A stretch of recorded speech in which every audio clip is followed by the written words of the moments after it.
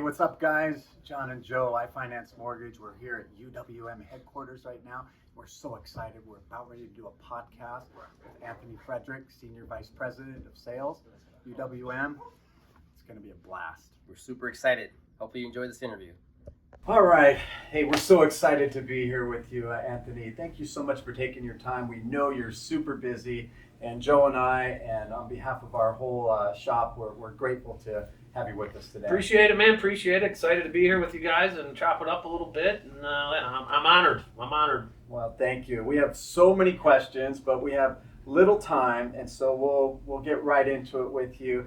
And we, every day, like today, we're here enjoying the sales huddle. You come out on stage. We're like this, like little kids in a movie with popcorn. What's he gonna say today? And it was no exception. Thank you. We really enjoy the fire and the passion you come out with. I guess the question is, how do you maintain that? How do you come with this high level of enthusiasm every single day? Great question. I a lot of coffee. No, but I just love being here. I love being a part of this team, and I in particular love Wednesdays. The opportunity to speak to 5,000 clients live streaming, another 1,000 in the crowd. But I will tell you, it's nerve wracking because you don't. My wife can tell you, if you ever meet my wife, Tuesday nights it's 2 to 3 hours. I'm going over my notes. I'm rehearsing. I'm asking her questions, and but as far as the energy, that's just kind of who I've always been, and it's kind of been my superpower. When I come in this office every day, whether I was an AE or whether in leadership, I think it's important to set the tone, and I think energy is just so vital to being successful, not just in business, but in life, right? And to think about what we get to do every day too, right? We get to help consumers, right? We get to help consumers with the biggest purchase of their life. We get to help them save money on a refinance or maybe lower their payments or pay off their debt. So when I think about what little part I play in this big thing, it's hard not to get excited. It's hard not to have energy. And then obviously on Wednesdays, the lights hit and you're on stage, and it's just a great place to be. But I appreciate the kind words on that. But yeah, the energy, positivity, motivation, just like I said, that's kind of one of my gifts to this team. And I'm For sure. love doing it. Right. And Anthony, what advice would you give to all the loan officers out there right now? Because it is a challenging time, right? But you mentioned this morning that you guys funded 23,000 loans. Yeah. So there's business out there. People are closing loans. So what's the difference between the LOs that are originating loans and the ones that are just having pity parties? I think, first of all, it's the attitude, right? I think if you want to find excuses as to why you're not doing as well as you should be or you could be, you'll find them. But what I'm starting to realize now in these kind of markets is it's as simple as putting in the work. You got to pick up the phone. You got to make the cold calls. You got to call the agents. You got to get in front of your past clients. You got to be on social media. You've got to do absolutely everything and anything you can to get in front of people, consumers, first-time home buyers, cash outs, all those kind of things, and the agents. And most people will do it, but they'll do it for a week or they'll do it for 2 weeks. And then it's like, oh, this isn't working. So it comes down to grinding in these kind of things. You kind of like a football game where maybe there's not a lot of points and it's just a defensive struggle. You've got to grind your way through it. Number one. Number two, I think you got to take risks, right? I think one of the things why we're still here as a company at UWM, we've always taken risks. We've always, never shied away from a fight or a battle, and thinking outside the box and doing things a little bit differently than maybe the industry does it. But if I were just speaking to originators out there, just pick up the phone and start dialing. It is that simple. And you're going to strike out a lot. And, if you hit 200, you're going to do pretty good, right? But I've yet to find anyone in America right now being successful that isn't working and making the calls, social media, emails, videos, whatever it takes just to get some activity. And then from there, just basic selling, right? And what's the value you provide? What's their issue? It's the sales cycle. It's pretty simple stuff. So that's what I'm seeing out there. People that are grinding, people that have a positive attitude. And then also, as I talk to my team, knowing that, hey, we're about to go on a nice little run, a nice 7 to 8 year run. We just have to get there, and we have to grind our way through there. We're almost there. It's almost like you're traveling cross country and you're almost at your destination, but you're not quite there. You can see it, you can smell it, but you're not there yet. And then you hit a little bit of traffic before you actually get to your hotel, right? I mean, everyone's been through that, so I think that's kind of where we're in town. There's some traffic, but I can see my hotel room. I can see my balcony. I can see the sunset. I can see sunshine. I can see rainbows, and we're just right there. So just remember that if you're struggling to get through it and you're thinking about giving up, like we're that close. We're that close. We're 3 feet from gold. There you go, 3 feet from gold. I'm gonna steal that for next week. Crazy story. So my college roommate, way back in the day, before we even had wholesale, we had retail. It was called Shore Mortgage. My college roommate was a courier, and he graduated and got a type job, mechanical engineer or something like that. And he's like, "Hey, do you want my courier job? They're hiring. I can put a good word in for you. It's pretty cool. You drive around all day. No one knows where you're at for like 8 hours. It's awesome, right?" Ideal. So, and I had 1 year left at Wayne State University, a local Division II school here in Detroit. And I'm like, okay, I'll take it. So I did that for a year, and then I graduated with a marketing degree. And then they just so happened to be creating a marketing team. "Hey, you got a marketing degree? You want to be in it?" I'm like, okay. "When do I interview?" Like, "No interview. Just show up here Monday, put on a shirt and tie." So I did that for about 6 or 7 years, and it was old school marketing, postcards and mailers, and some billboard design, radio ad copy, things like that. And then one day Matt tapped me on the shoulder and was like, "Hey, love your personality, love your work ethic. I want you to be an AE." Now, I don't know if that's because I was terrible at marketing, or he really saw something in me that like I can make this. Because I'd never sold anything in my life. I've never yet to this day ever wrote a loan, never sold a suit, a car, none of it. Right? And he's like, "I'll teach you all that." And the company I work for is pretty cool. Like the first 12 months, they paid me my marketing salary. Why? That's just the kind of people that I work for. He didn't tell me it was going to take 3 years to figure it out. And he didn't have to tell me that my wife was going to have to work 3 jobs and we'd have to share a car and we'd have to borrow money and, jumping in the couch cushions, like most people starting off in sales. But so that's how I got into sales. And then, I've been in sales for the last 17 years, I think the last 3 of which as the senior vice president. But literally a courier job in the mailroom to now I'm in Monday meetings with senior leader. It's like a dream, and like I said, some days I just wonder how lucky I am. And listen, I work my tail off and I care and all those kind of things, but it's like, this can't be real. Like I'm just waiting for my wife to wake me up and say, "Hey, I need the car," or something, right? Right. So, yeah, but that's how I got into it.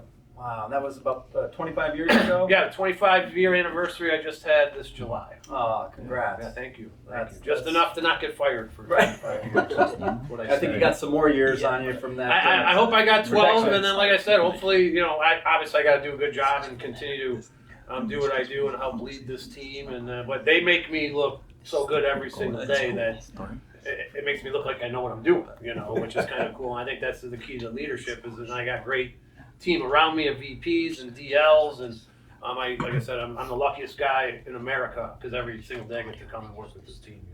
Yeah, that's awesome. Yeah, that's super awesome. And how do you go from account executive to To leadership, SVP? Yes. It's very difficult because the other challenge, as with account executives and any sales job, whether you're an LO or an AE, like getting it off the ground, right? Like it took me 3 years to make pay my bills, let alone get to a point where, I'm making some decent money and, the fruits of my labor were starting to pay off. So, fast forward 9-10 years as an AE, and they had asked me 3 or 4 times, "You should be a division leader, you're a born leader." And I'm like, "I'm good. Like, do you know how hard I worked to get to this point?" And business is never on autopilot, but I had the same 7 or 8 accounts for 8 years, great relationships, steady flow of income, no matter, and I was in Florida, and I was 80% purchase. So if rates went up, it didn't impact me like it did everyone else. Rates went down, it was like cherries on top with some refis. So it was very difficult for me to leave all that I'd worked so hard to build to go take a leadership role. Because as you know, players make more than coaches, right? In any industry, in any sport, and the top performing players, make. So from a financial standpoint, it was difficult. From a relationship standpoint, these people became my friends, as you guys know, and just you work with someone that long, and you're in the wars and the battles together. It's tough. So, true story. We were at a minor league baseball game, Jimmy John's Field. I think we own the league or whatever. And my wife was there.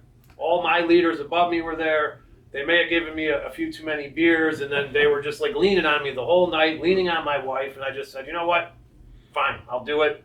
And not knowing that would parlay into a vice president role and then the SVP role, none of which was like, mind you, all I was trying to do was make enough money to go on a couple of vacations and have a decent life. My dad was a Detroit cop. My mom cleaned houses. We weren't poor by any means, but it wasn't like I had this incredible upbringing of, gold, everything. It was, pretty blue collar, right? And so for me, it was never about like I have this career path. It was just, I love being a part of this team. This is where the next step took me, and this is where it took me. And then, COVID happened, and, some opportunities presented themselves for me to kind of step up and shine. And now, like I said, I'm the luckiest guy in the world, help lead a team of over 500 account executives, and like I said, just blessed. But that's amazing. Yeah, crazy. Yesterday, I think after your leadership meeting there, Yeah. I was coming out of one of our classes, and I saw you walking through, the AEs out there, and I saw you stop. You said something to say, and when you're out there and you're mixing and mingling in there, what are you saying to them? You must know them personally, each one. Yeah, and everyone's different, and yeah, there's 500, and I'm trying to do a better job of getting to know each and every one of the 500 on a personal level. But it could be as simple as how's your day. One thing that we're big on here is recognition, and the top players always get the recognition. So what I try and do every morning is locate maybe some guys and gals that are newer, or some guys and gals that I know that have been through some adversity and they're starting to rebound, and maybe they lost a big account. And I try to say, hey, great job on the submissions yesterday. I really appreciate your effort yesterday. Anyone I can help you with, anyone to make calls. So it could be a number of things. Hey, why are you on your cell phone when you should be making dials, right? Like I've got a floor to run too. So it's like it could be one of anything. But my favorite place in the entire world is on the floor. I hate being in meetings. I love the Wednesday sales huddle. Don't get me wrong. I love being on stage. I think it's fun. But my gift to this world is on that floor, in the trenches with my troops, shoulder to shoulder, fighting the battles. I'm trying to motivate, sometimes I got to be a motivator.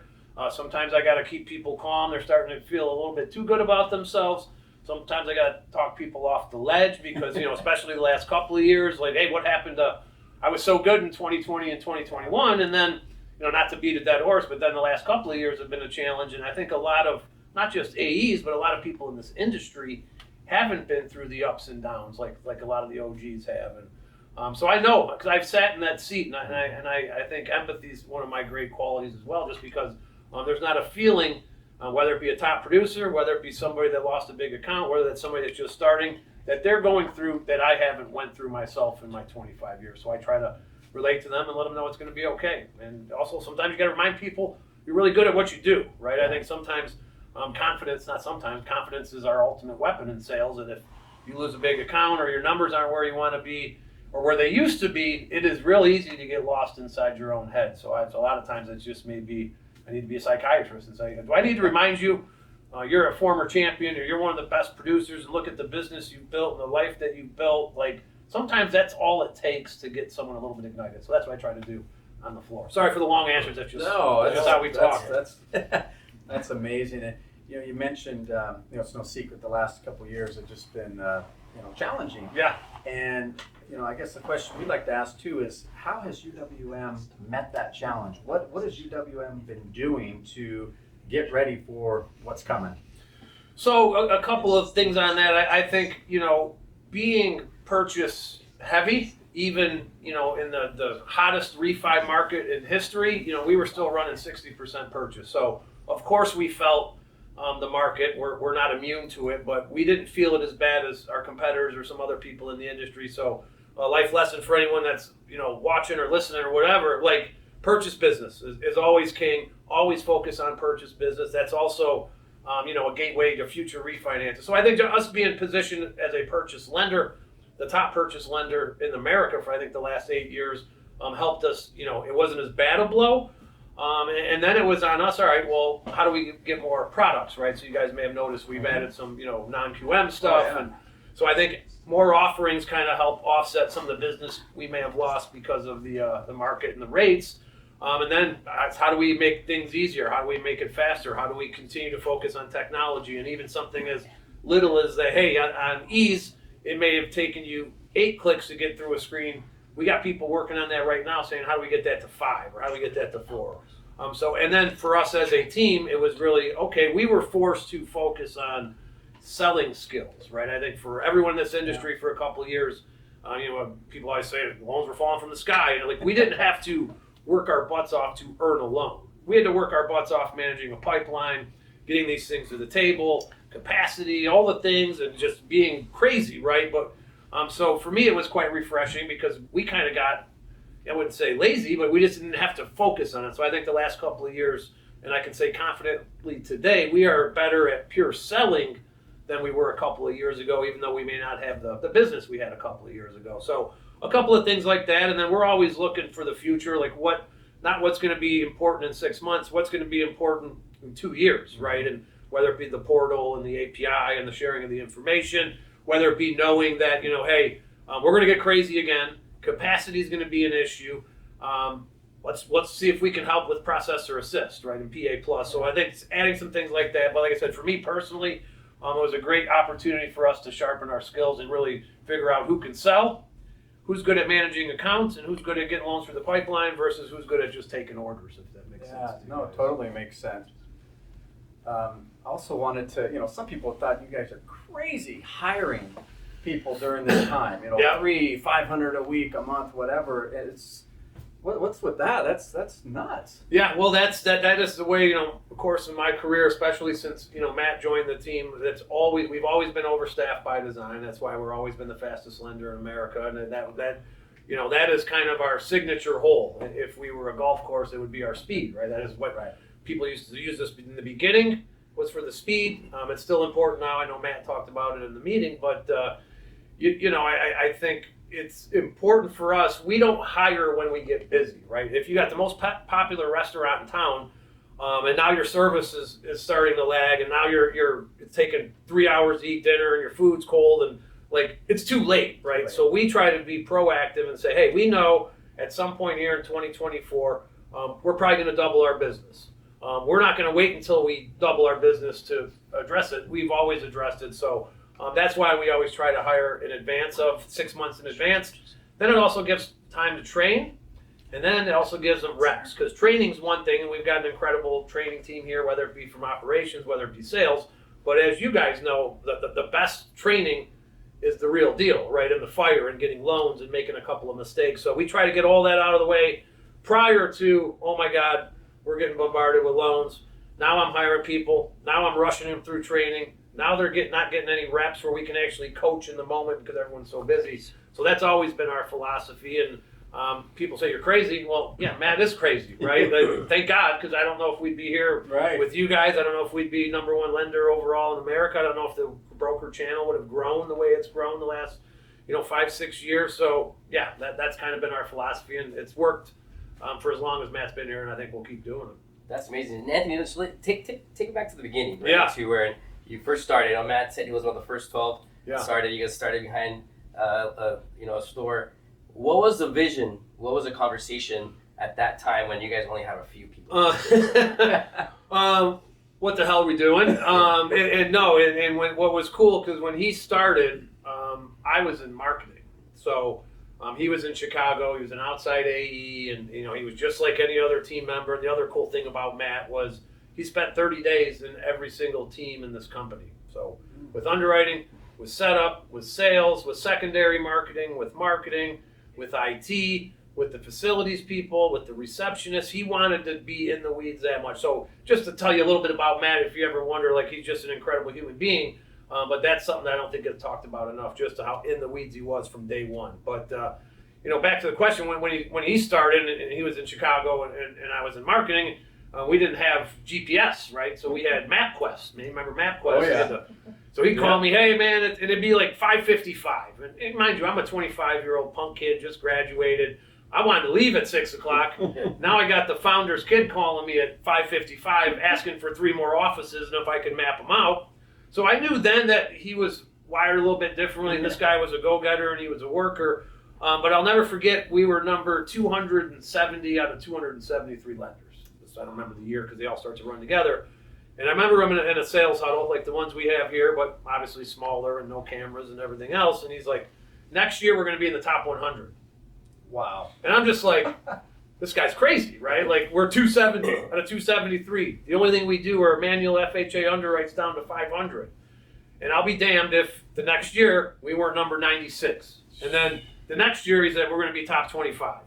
And I'll be damned if we were number 18. And then the next year it was top 10. So every time he kind of like mentioned this and it kept happening, then it was like, all right, like wherever this guy takes this place, I'm going. I'm all in. I'm going to follow this guy through the gates of hell because I don't know what he's drinking. I don't know what he's eating. I don't know if he just speaks it into existence or he just, it was just incredible. So I think that mindset early on that like, hey, we're just not happy to be a lender and be a wholesale. We're going to do big things here, right? And we look at things a little bit differently. We look at you guys as family. We're 100% wholesale, all in.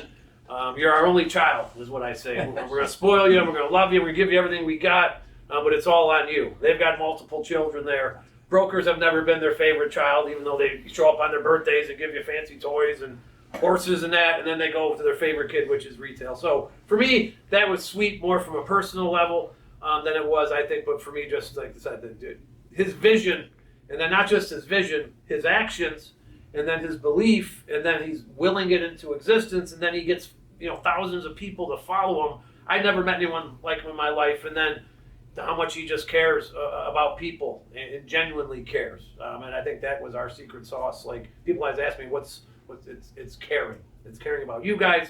It's caring about each other, our team members, and it all starts with Matt. But yeah, that crazy, man, crazy. You said like, are you kidding me? We were 270. Like, okay, bro. To number one. And now here we are. Now I'm on a podcast. Right? So at that point, America. Yeah, right. To realize, like, man, we're doing it. Like, it's happening. At what point? Yeah. What was the turning point? I think that second time when we broke into that top 20, and we knew, like internally, we knew we have a better process. We knew we were faster.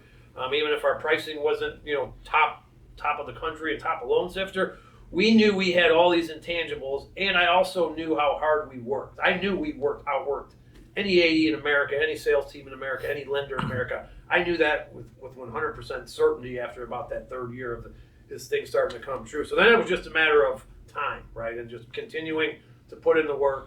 And so, like I said, it wasn't like, oh my God, we had this very special program or the silver bullet. It was just knowing how hard we worked, knowing how much we cared, knowing how much better we were, process, communication, all the things that are important in a transaction. It was just a matter of time. And like I said, it happened a heck of a lot sooner than I thought it would, and pretty cool. It's never relaxed mentality. No, right? and even today, right? You would think, oh my God, number one lender 2 years in a row, and it's like, no, he is still innovating, he is still pushing, he is still in at 4 a.m., still leaving those voicemails, still getting creative, still trying to think of ways, and whether it be the streamline and IRRRL incentive, and he just comes in one day and says, hey, I was thinking about this. What do you think? And anything to get more loans? Anthony, sales team, we're in, right? So I think it would have been easy for him to take a breath, or he could have sold the company 10 years ago and made millions upon millions, and he's like, no, he's all in. And if this ship ever went down, we're all going down together. I don't think that's going to happen. But it's back to that never relax mentality. It's just not a slogan on a T-shirt. It's what we live and breathe every single day. And it's not easy, man. We're human, right? And Imagine. I have days I don't feel like coming in, and I got days I don't feel like getting his voicemails, and oh God, I got to deal with this again. And is it a good one? Is it a bad one? And it's usually like 4:18 in the morning, and you're just first I look at my phone is production numbers from yesterday.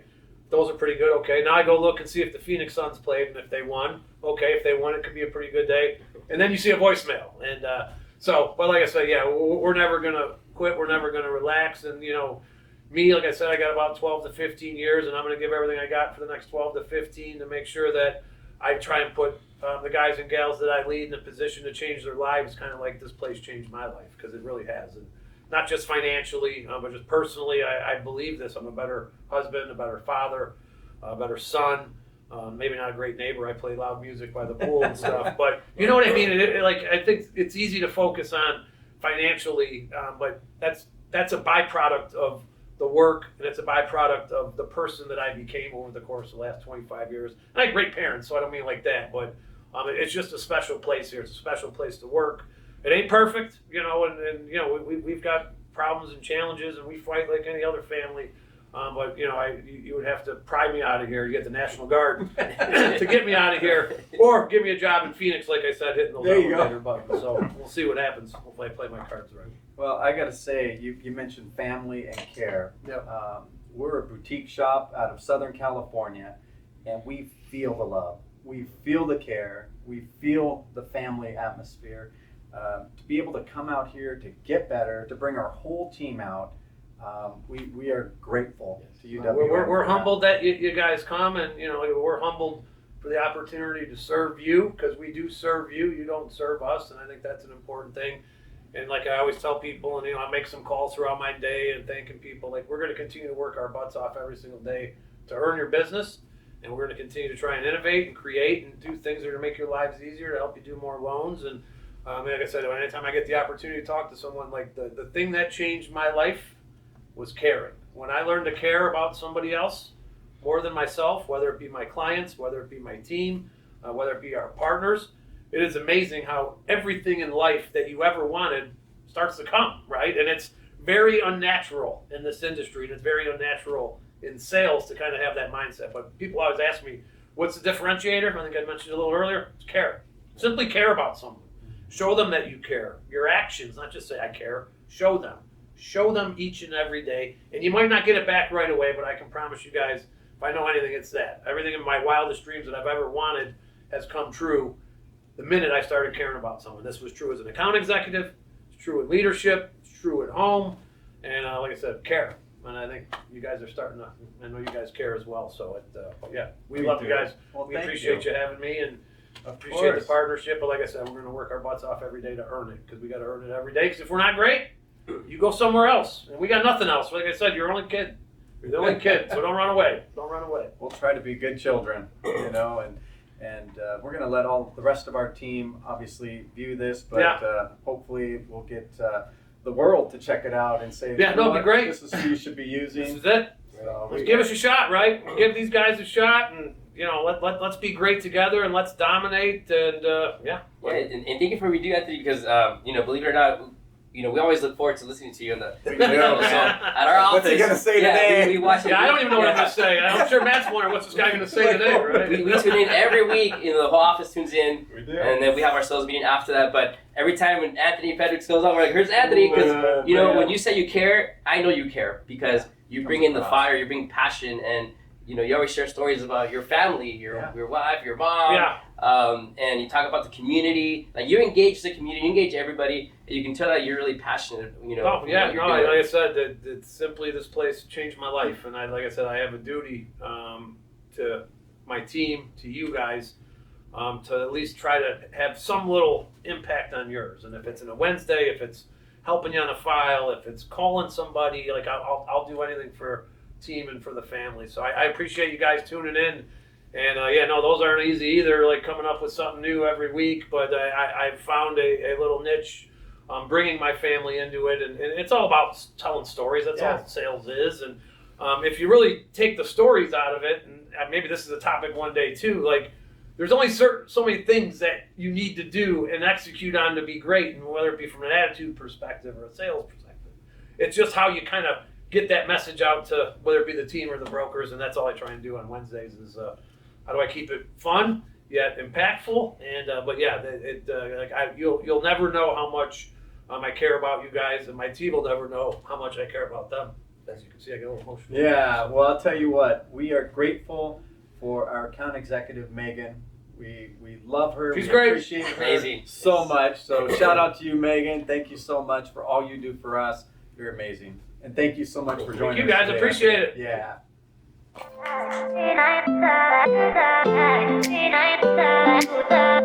United